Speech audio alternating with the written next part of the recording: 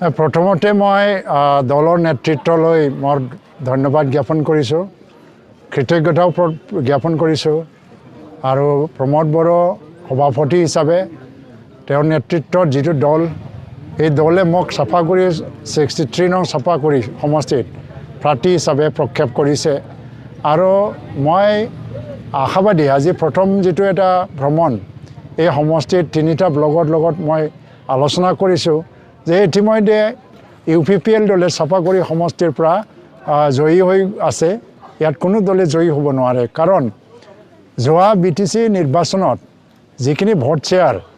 1,57,000 ভোটদাতা ৰাইজে ইয়াত নিৰ্ণয় কৰিব চবৰে ভাগ্য। আৰু ইয়াৰ মাজত অলৰেডি 3টা সমষ্টিৰ পৰা UPPL দল আৰু GSP দল মিলি পেলাই যিহেতু BJP, GSP, UPPL মিত্ৰজোঁট হিচাপে ইয়াত নিৰ্বাচন খেলিব, লগত AGP আছে। তো GSPৰ আমাৰ ধীৰা সমষ্টিৰ পৰা জিকি যোৱা আৰু মুছলপুৰৰ পৰা UPPL, কোকলাবাৰীৰ পৰা UPPL,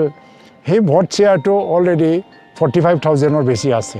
আৰু এই সমষ্টিত জিকিবৰ কাৰণে এইটো যথেষ্ট। কিন্তু জনগণৰ ৰাইজে ইয়াত প্ৰতিজ্ঞা লৈছে যে ইয়াতকৈ বহুত বেছি গোটেই অসমৰ ভিতৰতে মানে চবতকৈ বেছি ভোট লৈ পেলাই জয়ী কৰোৱাৰ কাৰণে এটা মানে প্ৰতিজ্ঞা লোৱা আজি তেওঁলোকে কৈছে। সেইকাৰণে মই আশাবাদী আৰু জনগণৰ ৰাইজৰ এই আশা মানে মানে সফল হ'ব, বাস্তৱত মানে ৰূপায়ণ হ'ব, সেইটো মই বিশ্বাস কৰোঁ। এতিয়ালৈকে মই প্ৰতিদ্বন্দ্বী হিচাপে কোনো দলৰ প্ৰাৰ্থী মই নাজানো কোনে কোনে দিছে, কিন্তু দল হিচাপে ইয়াত BPF হয়তোবা সন্মুখত থাকিব, কিন্তু BJP, UPPL, GSP আৰু AGPৰ মিত্ৰজোঁটৰ যিটো শক্তি, এই শক্তিৰ ওচৰত BPFৰ মিত্ৰজোঁটৰ কোনো ইয়াত প্ৰভাৱ নাই মই জানো, কাৰণ কংগ্ৰেছ, UDF তেওঁলোকে মহাজোঁট কৰিছে, এই মহাজোঁটৰ ইয়াৰ কোনো প্ৰভাৱ নাই। সেইকাৰণে তেওঁলোকে